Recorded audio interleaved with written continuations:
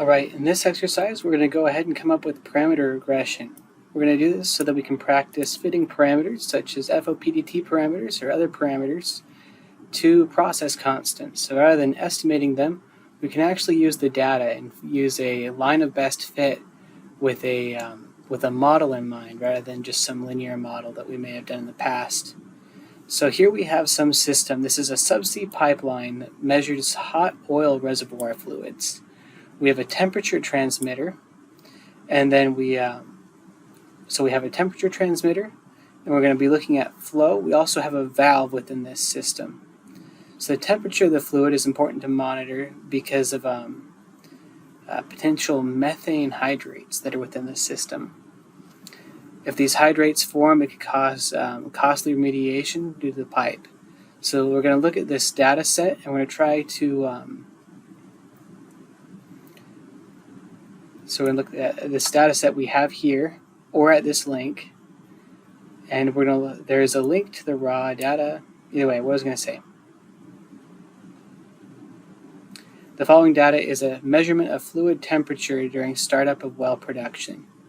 We're going to use this data to measure and fit FOPDT constants as far as the gain, the process time constant, and the dead time constant. We're going to use the graphical method and optimization to obtain the unknown parameters and then compare the two. So let's go ahead. We're going to download. We could click to download. One nice thing is if we can use this read matrix, we can read straight from a URL. So we'll go ahead. We'll use this URL. We'll read the matrix. The first column is going to be time. The second column is going to be a valve setting, and then the third one is going to be temperature.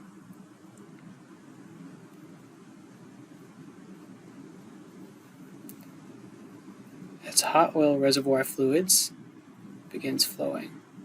Temperature transmitter.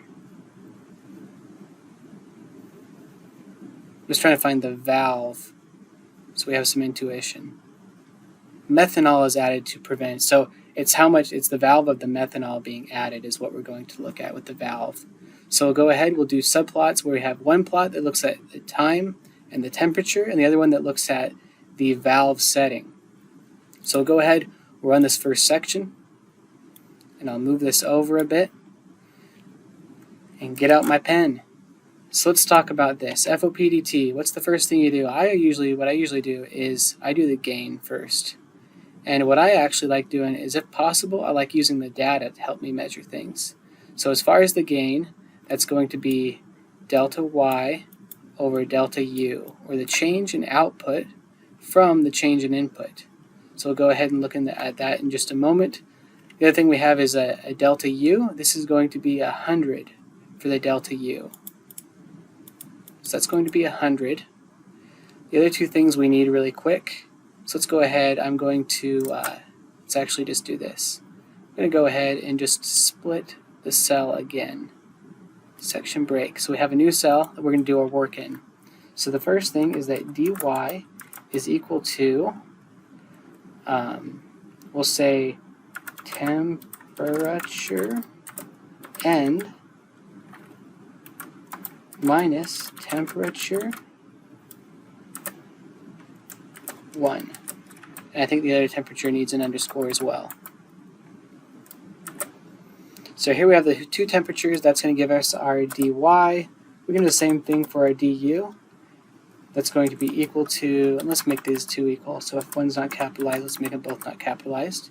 It's going to be valve, V-A-L, valve, and minus valve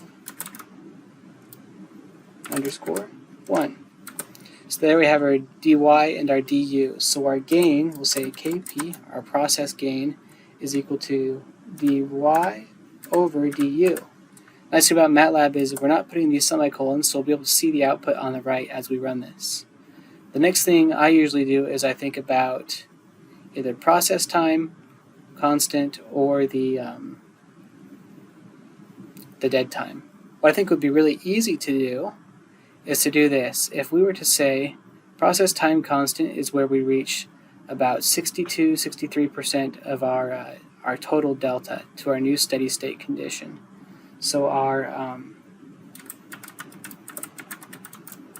Our process time y, if that makes sense, the temperature at which we were at when we reached the process time constant, is going to be equal to dy times 0.62 plus dy times 0.62 plus the initial temperature. So temperature 1. And then what we could do is we could graph that again with a line at that point, and then we can get that exact value. So we'll go ahead and we'll just take all of this, and we'll go ahead and we'll subplot it again. Just Control-C, Control-V, and we'll say up on this top one, we want time and temperature. We'll say hold on.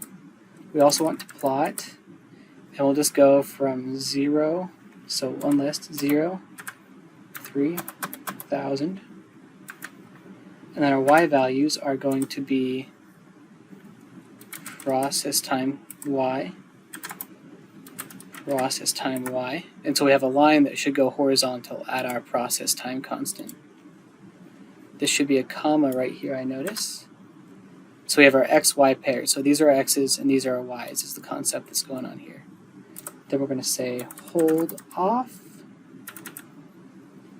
And then we'll use the graph itself to help us estimate the dead time. The dead time is one that's kind of tricky, especially for something like this. Let's go ahead, we'll run this section.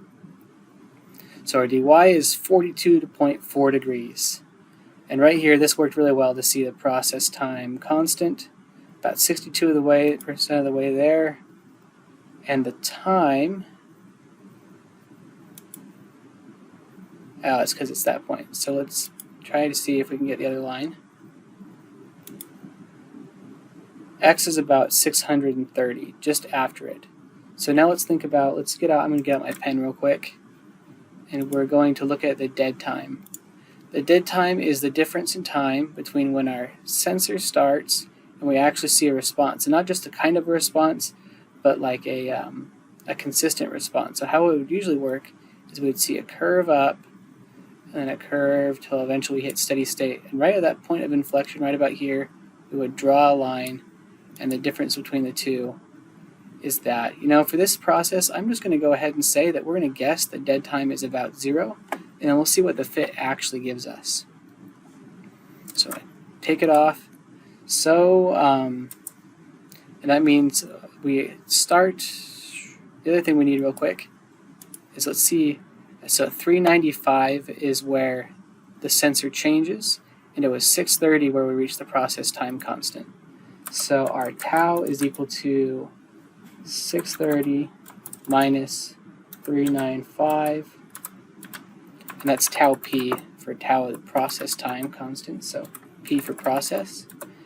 And then theta is our dead time, so theta p is equal to 0 is what our guess is. Actually, we'll say 1 because when we get to 0, we kind of have like this, it can never actually be 0. There'll always be some type of dead time. It may be nearly instantaneous, but it will never be actually instantaneous. So we're going to look at how we have, how we actually do. So we'll take our initial guesses. What's great about graphic fitting is that it's great for initial guesses in our solvers. Sometimes our solver can't work unless we have a close approximation or a close guess. This does great. So we'll take we'll just actually plug in what we think things are. 0.42 is what I have for our, I'll put here initial guesses for gain, process time, and dead time, just to make that clear. So process time constant we have as about, I think we're missing a 0 with the process time. Did we just never do it? Okay. Where's our tau p? Did we just delete it somehow? Looks like we did. So tau p, we're going to say, is equal to 630 minus 395. So go ahead, run that section, that way we get the point. that tau p should be about 235, is what at least our initial guess is. And then we'll say here, I guess the dead time in the solution is guessed to be about 30. We'll say 1 because that's what we said before, just as a guess. So then what we're going to do is we're going to evaluate and we're going to solve for things. And now when we solve for things, I want to first just talk about the concept here, and then we'll get into it. And so what I'm going to do, I just want this white space off to the side. So I'm going to use my pen real quick. And the whole concept here is we're using an FOPDT equation, right? And that's going to be tau p times the derivative dy dt is equal to the y naught plus kp q t minus dead time, because it's offset. So we have three constants here that we're solving for: the tau, the gain, and the dead time. But with this system, what we're really doing is we're solving this, we're pulling this over, and then we're setting a, we're solving for the derivative at each point. And so what we're going to do is we can simulate this system.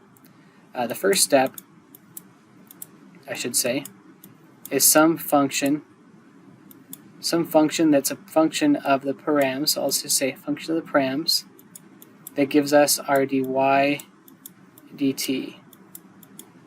The next one, so using our FOPDT equation.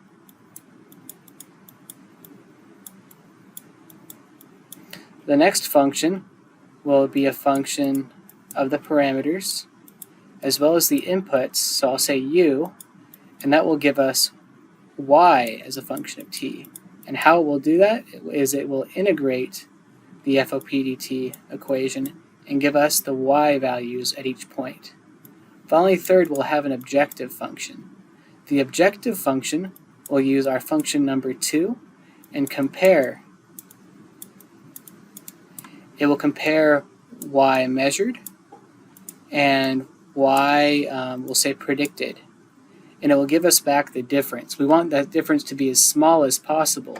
And so the way this function, this objective function will work is the objective function, obj, has to be in the form of some parameters p that it's solving for. And it can have other arguments, but we'll use some anonymous function to pass the other arguments so that the objective function is just in the form p when we give it to some solver. That solver will then manipulate those parameters subject to these other parameters in the system and the initial, so we'll say p0. Sorry, that's sloppy. This is a p0, some initial guess. So with this initial guess, it'll solve for the parameters and find some minimum of this objective function is what the solver will do. So I want to go through real quickly one more time. We'll delete this and we'll come back to it. This is high level, what's going on with these. We're going to regress parameters a lot within this course, so it's important that you understand. The first function is our FOPDT, or you can think of it as our derivative, our change in y over change in time. The second one will simulate.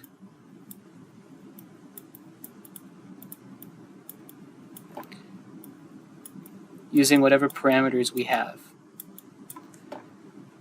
The third one will compare, and that's what we call an objective function. We want to make the objective function usually as small as possible. So let's go ahead, let's look at how we implement this within MATLAB. We have two functions here. We have an objective right here, and then let's scroll down and look at our objective function. Here it is. So let's back up. We have three functions, right? The first one is our FOPDT equation. It takes time, the output, model gain, model time constant, and model dead time constant, as well as the initial values for the input and the output. That's because our FOPDT is dependent on that difference between the initial values. Then if t minus theta m is less than 0, we don't see that input yet. Otherwise, we offset it. That's to simulate the dead time. And then we have our dy dt equation, which is our slope. Our sim model will take three arguments, x, for x time u and yp. And I generally use this underscore to show that things are going to be arrays, just so I can keep in mind if I see something behaving funny, I can keep in mind what shape it will be.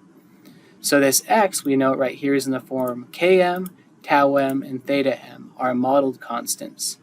And so what's going to happen here is we're going to unpack x and grab each one of these constants.